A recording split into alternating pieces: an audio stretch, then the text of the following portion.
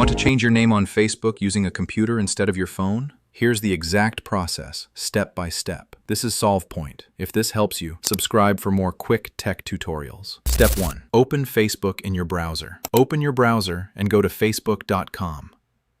Once you're logged in, click your profile icon in the top right, then select Settings and Privacy, followed by Settings. Step 2. Go to Account Center. In the left side menu, find and click Accounts Center. From there, go to Profiles and select your Facebook profile. Step 3. Edit your name. Click Name. Here you can edit your first, middle, or last name. Keep in mind, Facebook only allows you to change your name once every 60 days. Once you've made your edit, click Review Change. You'll then be given the option to choose how your new name displays on your profile.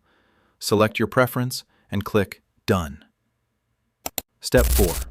Confirm the change. Facebook will reload and you'll see your updated name reflected right away. Head back to your profile to double-check everything looks correct. And that's it.